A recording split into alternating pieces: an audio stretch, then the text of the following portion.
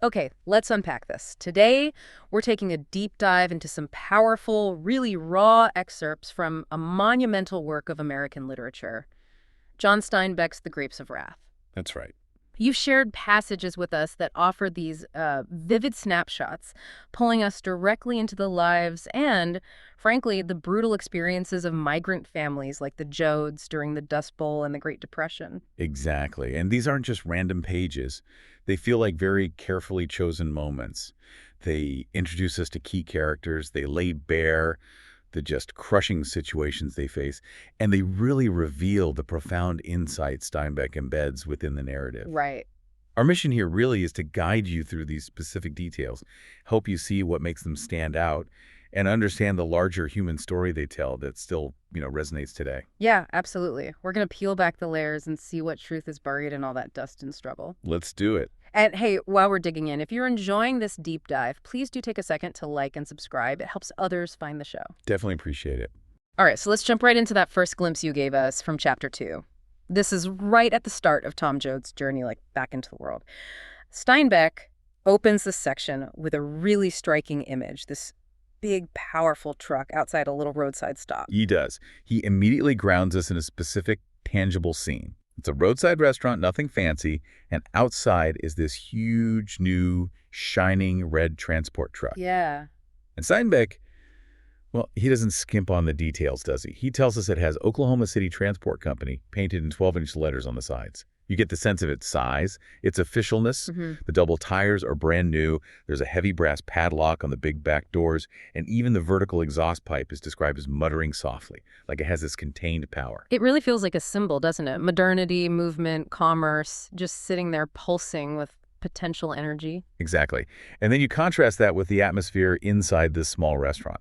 It's quiet, a bit stagnant maybe. Yeah, Steinbeck paints that picture too. He mentions a radio playing quiet dance music turned low, an almost invisible haze of steel blue smoke drifting in from the truck's exhaust, Yeah. a small outlet fan turning silently, and flies buzzing excitedly about the doors and windows, butting the screens. It's this mix, isn't it? Stillness, mundane details, but with that engine rumbling just outside. It really sets a tone. Like a world that feels suspended, waiting, but also with this constant hum of motion and, well, transient presence just outside the door. Yeah, people passing through. And inside, we meet the truck driver just sitting on a stool, looking over his coffee, and a waitress described as lean and lonely. Stomach notes their conversation, calls it the smart, listless language of the roadsides. They're talking about someone they both know, this sort of fragmented chat about an operation maybe they saw about 3 months ago, or was it a week? It's that kind of, detached interaction. Happens in places where people are just passing through, right? Where Yeah. deep connection is probably pretty rare. Exactly. That sense of transience is key. And then into this scene walks a man from the highway edge crossing over to the truck. And this is Tom Joad, although he's not named immediately. And Steinbeck describes him with the same meticulous detail as the truck, but it highlights something very different. Absolutely. It's all about the clothes, isn't it? He's wearing a new, cheap, gray, hardcloth suit. You can almost feel how stiff it is with sharp creases, a stiff blue chambray shirt, New Army last-hand hobnail shoes with heel protectors. But the fit is all wrong. Totally wrong. The coat's too big, the trousers too short for a tall guy like him. The coat shoulder peaks hang down oddly. Like they're not even on his shoulders properly. Yeah. And he's got this new cap, the visor's still stiff, the button's still on it, and he's immediately starting to ruin the visor by pulling it down, trying to shape it. And he's loosening his shoelaces. Every single detail just screams discomfort, doesn't it? A lack of familiarity. These aren't his clothes. They're prison release clothes, clearly. They aren't worn in, they aren't him. It's like he's put on a costume that doesn't fit his body or, his reality. And the way he pulls at the cap loosens the laces. He's trying to inhabit this new skin, these clothes given to him, and they feel alien. And where does he sit? Yeah. On the running board of that big, powerful truck. It's like a physical representation of the world he's stepping back into. Yeah. The driver agrees to give him a ride, but you feel this tension, right? This unspoken question hanging in the air. Oh, yeah. The driver knows this isn't just some casual hitchhiker. And Tom acknowledges this directly. Cuts straight to the point. What does he say? He says, "Sure, I know you're wetting your pants to know what I done. I ain't a guy to let you down." It's blunt, isn't it? Almost challenging. He forces the issue instead of letting it just hang there. And then the reveal comes pretty quickly, almost no fanfare. The truck stops, Tom leans towards the cab window. And he just states it plainly. Homicide. Wow. And he immediately defines it, almost clinically. That's a big word, means I killed a guy. And then he gives the practical details right away. The sentence. 7 years. I'm sprung in 4 for keeping my nose clean. Just lays it out there. And the driver's reaction. It's so telling. His eyes slipped over Joad's face to memorize it. It's not emotional, not shock or judgment, really. It's pragmatic. Like he's cataloging information, filing it away. Exactly. This whole scene, these opening pages, they establish so much about Tom immediately. He's direct, obviously just out of prison for killing someone, but he presents himself without any pretense. Yeah.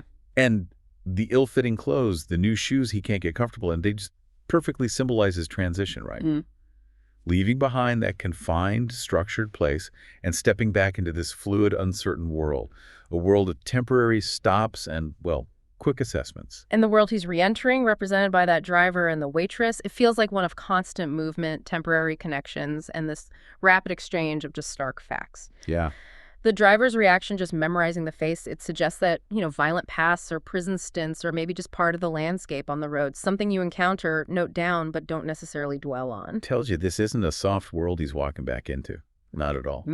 It really does. This early encounter just sets the tone for the kind of world the Joads are going to have to navigate, one where survival often depends on quick reads of people and, blunt honesty, where your past is maybe less important than your immediate intentions, but it's definitely noted. Definitely noted. A tough world. Okay, moving on from that really intense introduction to Tom, you shared passages that bring in another pivotal character he meets early on, Casey, the preacher.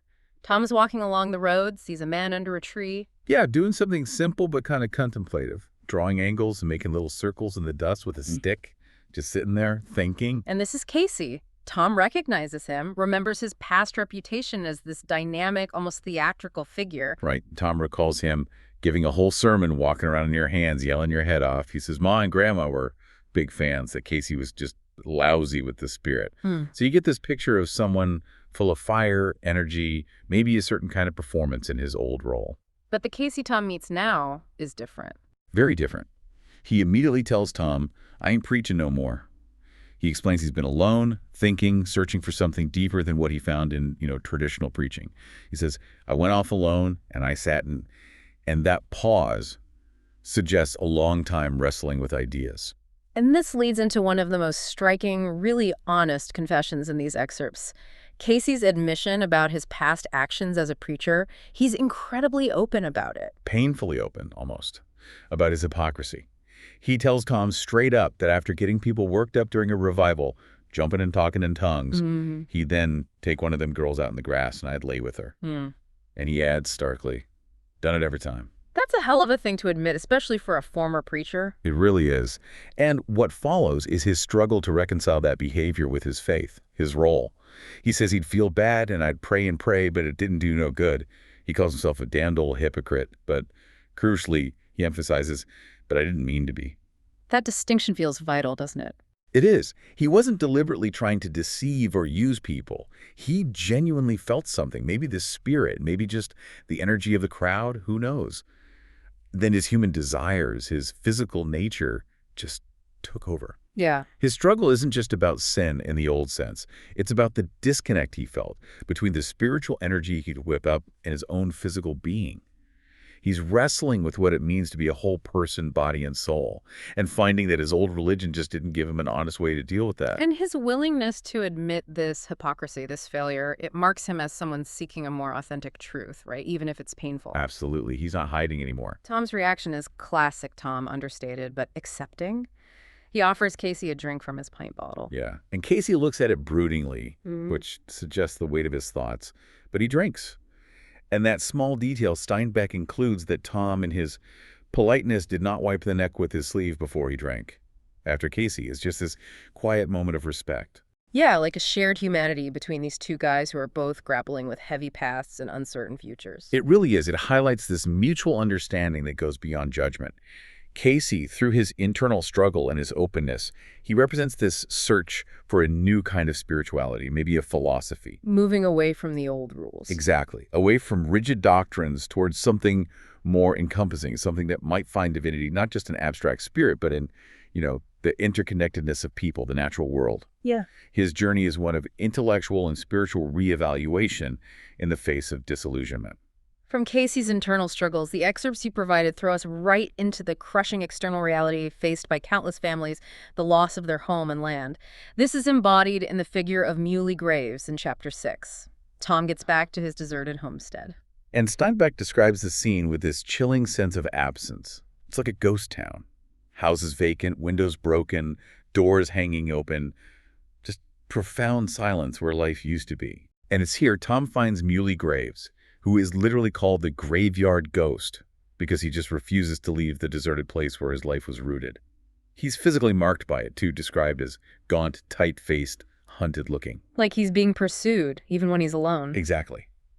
And Muley tells the story of their displacement, not by a person, really, but by this force he calls the monster the bank and the tractor. Right. He explains how the man driving the tractor, Joe Davis's boy, was someone from their own community, but he's just doing it for $3 a day. His justification was chillingly pragmatic. What was it? He was damn sick of creeping for my dinner. Yeah. He had to eat. Simple as that for him. Wow. That introduces such a core conflict Steinbeck explores, doesn't it? Yeah. Human connection versus just raw economic pressure. The tractor driver is one of them, but the need for a wage just overrides that tie. And Steinbeck drives his point home even harder in Chapter 11, where he contrasts the tractor with a horse.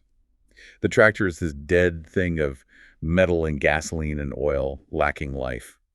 The tractor driver, the machine man, is contemptuous of the land because he understands only chemistry, reducing it to parts, having little understanding and no relation to it. Whereas the farmer, the man who is more than his chemistry walking on the earth, who lives on the land and knows it intimately. Right. He knows the land that is more than its analysis. And this mechanical detached force, the tractor, is used to systematically destroy the houses, the physical structures that held generations of life and love and work. And Muley is the living embodiment of the human cost of all this destruction. He refuses to leave, defiantly saying, I ain't gonna crawl no place. His connection to the land isn't just practical, it's deeply spiritual, historical. It's where his people was born and died. He talks about how the events of his family's history are right in the place they happened. The land holds the memories, the moments, the very essence of their existence. He shares that incredibly powerful, just heartbreaking detail about finding his father dead on that land. Yeah, and I seen my paw with a hole through his chest, and I felt him shiver up against me, and I seen his eyes all milky with hurt, and then he was still, and his eyes so clear looking up.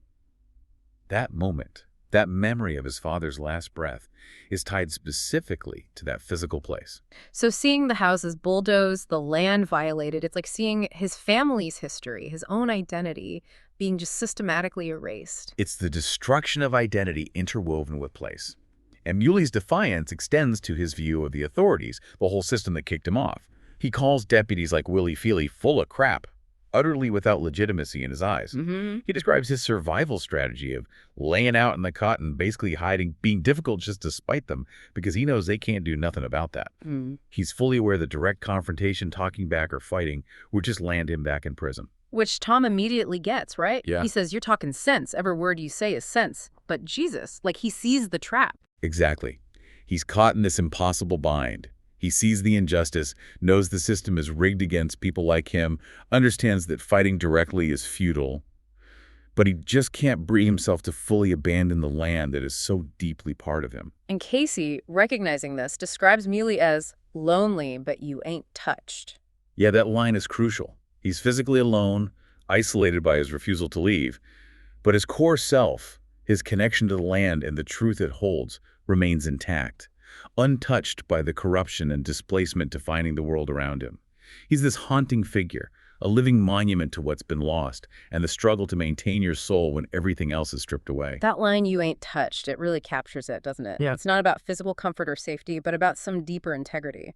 A refusal to be corrupted or dehumanized by the forces that just want to reduce life to economics and compliance. Muley holds on to something fundamental that the machine man and the bank seem to have lost. From that devastating loss of home, the story shifts to the great desperate movement westward. focusing on Route 66, described in Chapter 12. This highway becomes more than just a road. It's the central artery for this mass migration, this river of humanity flowing west. Steinbeck gives Route 66 immense symbolic weight.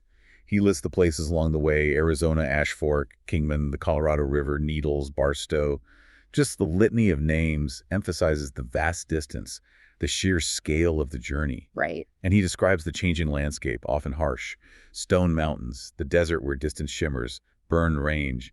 It's a difficult path, visually and physically demanding. And contrasted with this harsh reality of the journey is the image of California, the destination. This is the promised land, the dream fueling their movement. Yeah, the description holds immense hope. The good mountains, the beautiful valley below orchards, and this is the vision they cling to, the belief that salvation lies at the end of this brutal road.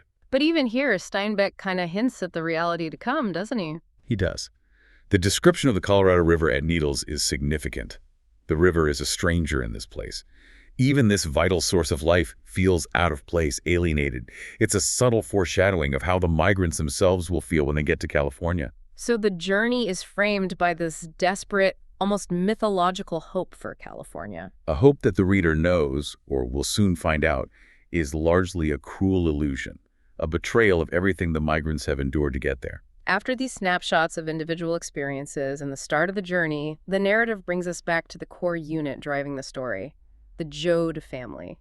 Chapter 13, Tom and Casey finally catch up with the remaining family members. And the immediate undeniable force in this scene is Joad. Her strength, her absolute focus on keeping the family together, it's palpable from the moment Tom arrives. Yeah, her first words seeing him, "Thank God, the family's here." Despite everything, bringing them back together is her primary, almost sole objective. You also see her deep exhaustion, though. She's just tired and hasn't slept.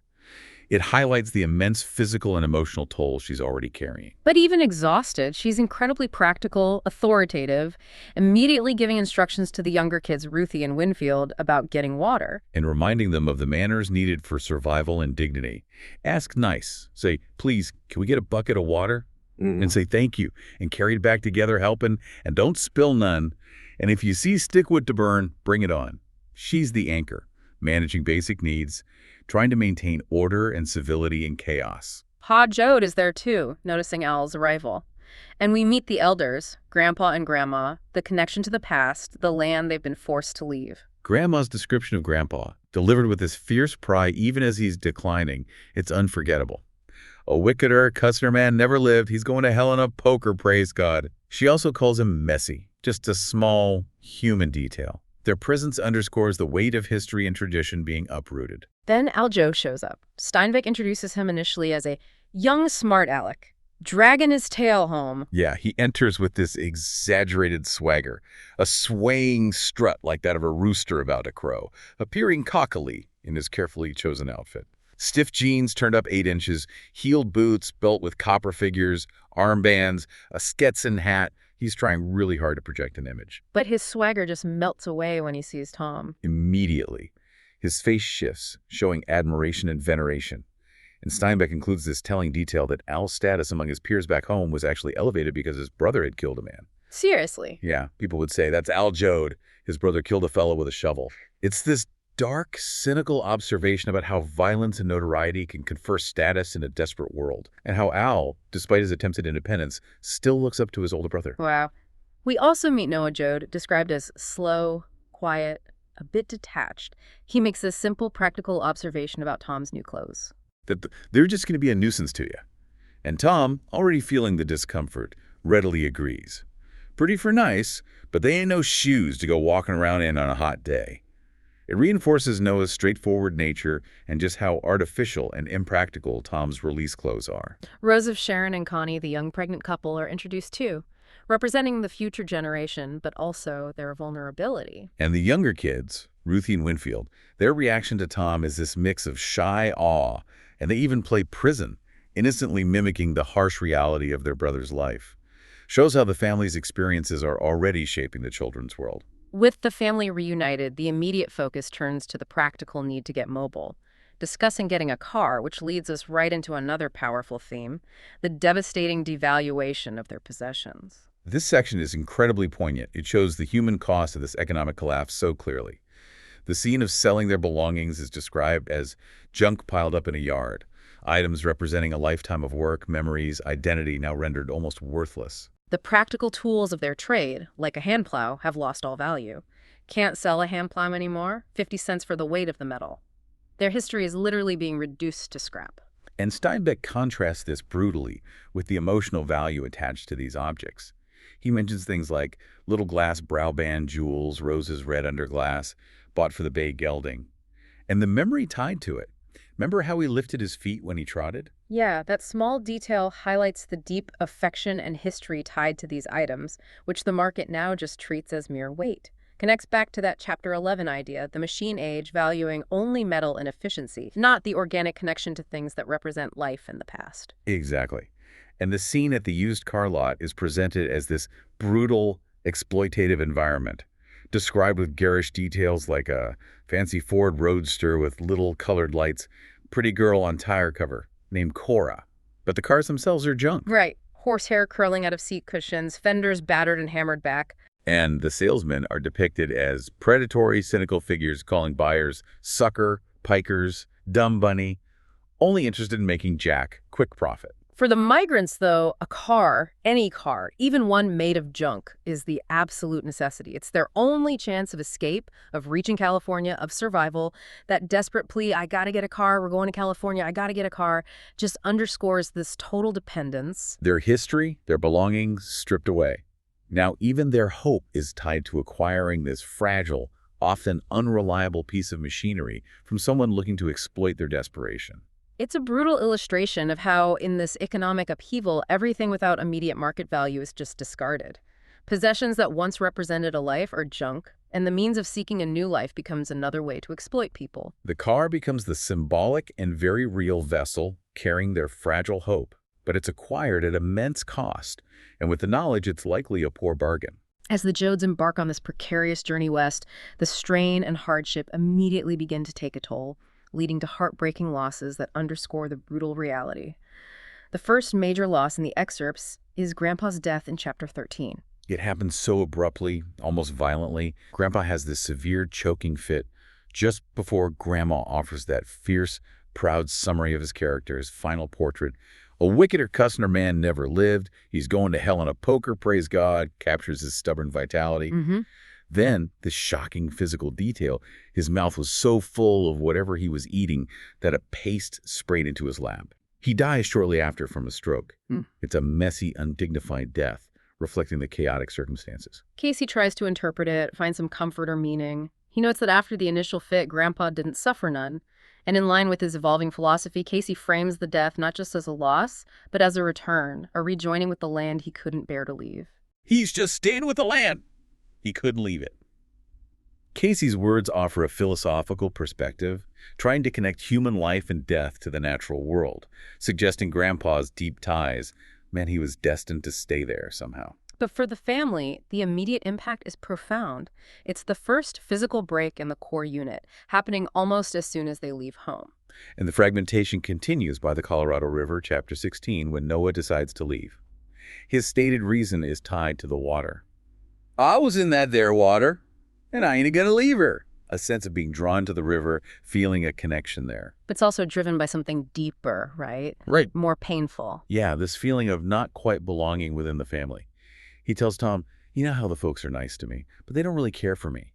He acknowledges their kindness, says they're sorry for him, but he senses he's tolerated, not truly cherished, and he doesn't want to be a burden.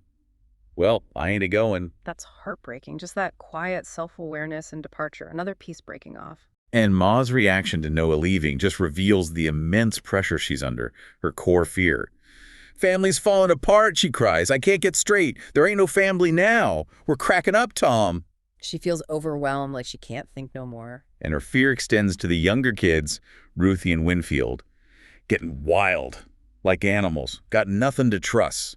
She sees the family unit, the source of their identity and strength, dissolving, and she pleads with Tom, don't go, Tom. Stay and help. This is such a pivotal moment for Ma, showing the emotional cost and the weight of her responsibility. Grandpa's death is a physical loss, but Noah's departure is voluntary separation, a sign the psychological strain is fracturing them from within. Each loss, each departure just chips away at the foundation of their identity and resilience. And the losses keep coming. Almost immediately upon reaching California at Needles, Chapter 18, Grandma dies. Ma's been caring for her, staying awake, exhausted. When asked if she got sleep, her simple, weary answer is no. Pa asks if Grandma is bad, and Ma looks away before delivering the devastating news. Grandma's dead. The deaths of both elders, so close together so early in the journey west, it symbolizes the final cutting of ties to their origins, doesn't it? They're leaving their history, their roots, literally buried along the path. Each death and departure weakens the unit, increases the burden on those left, and heightens that sense of disintegration that terrifies Ma so deeply. These aren't just personal tragedies, they're narrative markers of the cost of displacement and the breaking of traditional structures. And speaking of reaching California, the destination they pinned all their hopes on, the reality they encounter, is a brutal, immediate betrayal of that dream. Chapter 18 marks their crossing at the Topok Bridge. Steinbeck notes the mundane detail of a guard washing off the windshield sticker. A small bureaucratic action marking their entry into a new hostile territory. The ideal of California as this land of opportunity is shattered almost instantly. One of the first things they learn is the meaning of Okie. Yeah, not just a regional label. It's a mark of contempt. A man by the river explains it to Tom. Dirty son of a bitch, scum. He clarifies it's not the word itself, but the way they say it. The tone loaded with hatred and dehumanization. And this immediate labeling, this dehumanization, is tied directly to the economic reality of California, isn't it? Absolutely. The man explains that while it's the prettiest goddamn country you ever seen, the people ain't nice to you. Why? Because everything in California is owned. Ain't nothing left. Land, resources, jobs, all controlled. And the owners, the people who have things. They're scared, and that makes them mad, terrified of this influx of desperate people threatening their hold on power and wealth. And that fear manifests as anger and cruelty, not just towards the migrants, but even towards each other. So the migrants, expecting work and a place to rebuild, find themselves treated as unwanted invaders, forced into squalid conditions, living like hogs. Which leads right into the description of the Hoovervilles, the squatters' camps, in Chapter 20. Not orderly places, they ain't very pretty, just ragged tents, homemade trailers, kids gray with dust. There's this constant oppressive sense of being watched, of not belonging. The man says, you just camp in one place a little while and you see how quick a deputy sheriff shoves you along. Constantly harassed, moved on, prevented from establishing any stability. A young man in the camp offers theories for why they are rode all the time, why they're constantly suppressed. He suggests it's because don't want us to vote, which would give them political power. So we can't get on relief, keeping them desperate for any work. Or if we set in one place we get organized, preventing them from forming unions or communities that could resist exploitation. These theories point to a deliberate, systemic effort by those in power to keep the migrants powerless, isolated, desperate. And Tom's response, we ain't no bums, we're looking for work, highlights the fundamental injustice. They're not inherently shiftless or dependent. They're people desperately seeking the chance to work and live with dignity. But the system denies them even that, stripping away their humanity by labeling them Okies and treating them like refuse. This brutal reality of the Hoovervilles makes the contrast presented in Chapter 22, the government camp, just incredibly striking. It's depicted as almost a utopian alternative in this harsh landscape. Neat, orderly, sturdy tents, swept and sprinkled dirt paths, functioning facilities like ladies' toilet and sanitary units. A watchman and manager, not for policing, but for guidance and organization. A complete departure from the hostile authorities outside. What sets it apart is the structure, built on community and self-governance. A central committee elected by residents makes the rules. Ladies' committees care for kids, sanitation, sewing. A nurse provides health care, education.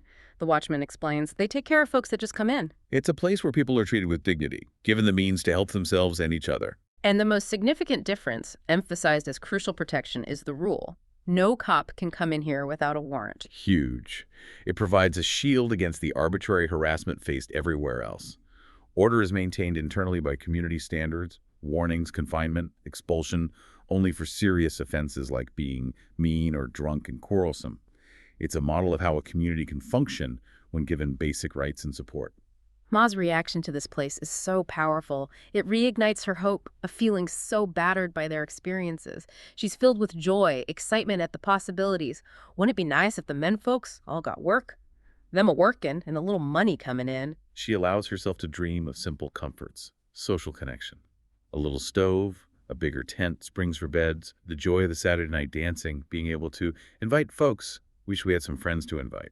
This government camp represents a glimpse of possibility, doesn't it? What could happen if migrants were treated with respect, allowed to organize?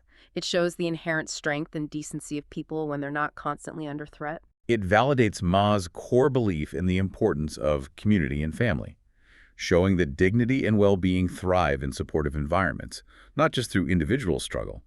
It's a powerful contrast, highlighting the deliberate cruelty of the system outside the camp. But even in this oasis, the fundamental problem remains: lack of work. This leads the family back out into the exploitative labor market, where they encounter deliberate wage cutting and the harsh reality of strikes, Chapter 24.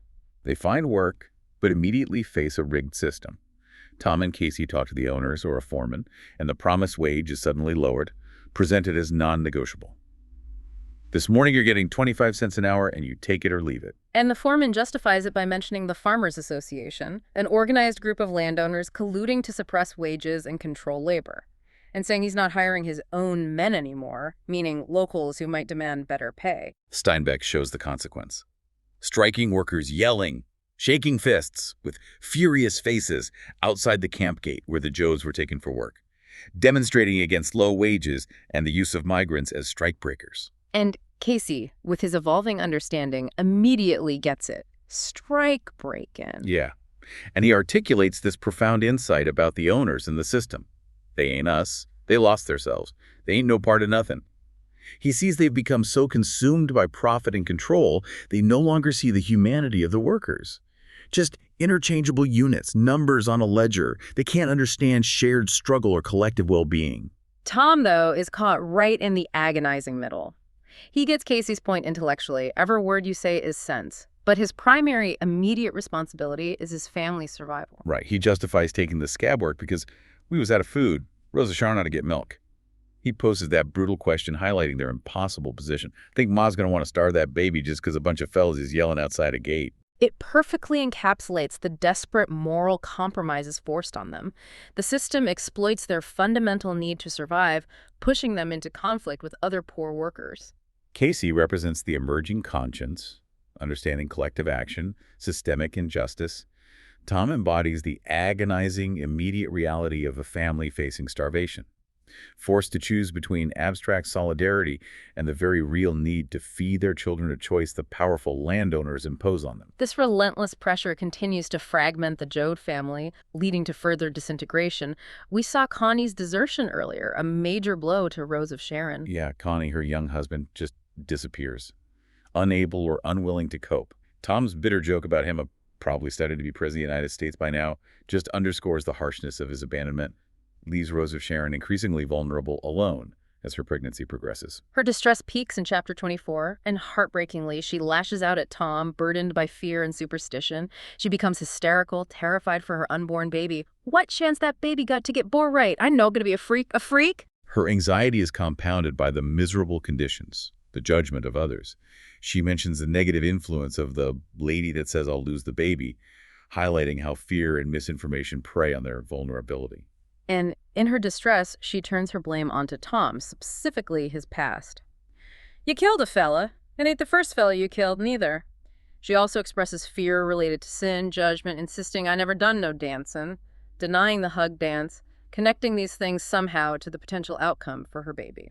Her breakdown just reveals the immense psychological burden, the journey, and the crushing reality are placing on her, particularly as a pregnant woman facing uncertainty, judgment, loss of her partner. Shows how external pressures manifest as internal terror, misplaced blame. And despite the brief respite and hope in the government camp, the family has to leave in Chapter 26. No sustainable work there. Pa expresses their deep regret at leaving the cleanliness, the community. Folks been so nice here, and the toilets and all. We had a bath every day here. I wish we could stay. Even the camp manager's sadness at seeing them go underscores the genuine positive connections they made. But the need for work outweighs the desire for stability. The fundamental lack of economic opportunity forces them back onto the road. And then, Chapter 28, Al announces his decision to leave the family. Yeah, plans to marry Aggie Wainwright, get a steady job in a garage. seeking an independent future away from the family struggle. I'll have to be going away pretty soon now. They ain't nobody can stop us. Al's departure is another significant step in the fragmentation. He represents the younger generation seeking individual stability, a traditional life, marriage, job that the migrant existence just can't provide. And Ma's acceptance, though undeniably sad, is resigned. We're glad. We're awful. Yeah. It reflects the difficult truth that her core mission of keeping the family together, while vital, is becoming increasingly hard as individual members must prioritize their own survival and future outside the disintegrating core. The family unit, battered by death, desertion, economic pressure, is slowly, surely dissolving. As the family continues their desperate search for work, they face relentless physical labor and the brutal indifference of the elements, particularly in Chapter 26 when they find work picking cotton.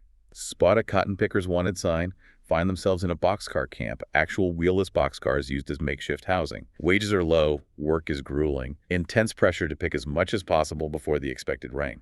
They raced at the picking, raced against time and cotton weight, raced against the rain and against each other. Work measured impersonally by weight at a wire cage weigh station. Living conditions in the boxcars are incredibly basic. Mattresses on the ground, clotheslines strung up, brief, fragile moments of domesticity, Ma cooking fried potatoes and pork chops, rows of Sharon managing a fire, getting milk. But even these are set against poverty and stress. An incident with Ruthie after a fight, her shame and fear, shows how the harsh environment, constant instability are impacting the kids. And then the environmental struggle escalates dramatically in Chapter 30 with the rain, described as pattered relentlessly down. Not gentle rain, it's a force immediately threatening their fragile existence. The stream by their camp rises. Pa and Uncle John try desperately to build a protective bank, shoveling the mud sullenly, but their efforts are futile against the overwhelming power of nature, compounded by exhaustion. A cottonwood tree falls, blocks the stream, water backs up, their hastily built bank washes out. The men have to run, scrambling to escape floodwaters washed around ankles, around knees. The flood is such a powerful metaphor for the overwhelming, uncontrollable forces they face. Not just economic hardship, it's nature itself seeming to conspire against them. The boxcar camp, their temporary unstable shelter, becomes uninhabitable. Survival shifts from finding work to a desperate flight from the elements. In the chaos, the remaining family escapes in the truck, scrambling for higher ground. Ma's determination is fierce, focused solely on protecting Rose of Sharon and the younger children. A primal drive overriding everything else. Al makes the difficult decision to stay behind, another thread breaking off in the crisis. This episode with the rain and flood just illustrates the profound precariousness of their lives. Every small step toward stability, every temporary shelter is constantly under threat from forces natural and man-made beyond their control, forcing them into perpetual motion, making it almost impossible to build any lasting security. This entire journey marked by relentless loss, exploitation, environmental struggle, the slow fragmentation of the family, it all builds towards a final scene in the excerpts you provided. A moment of immense suffering that is, paradoxically, also a moment of profound human connection. Chapter 30. After escaping the flood, they find shelter in a barn. And inside this barn, this refuge from the storm, they discover a young boy and a dying man. The man is clearly near death, described as about 50, his whiskery face gaunt, and his open eyes were vague and staring. The description immediately conveys his terrible condition. The boy, in a croaking monotone, explains the heartbreaking situation. The man got sick picking cotton, hasn't eaten for 6 days, he's not just ill. Fussed he was sick, but now he's starving. And then comes the devastating core of the story.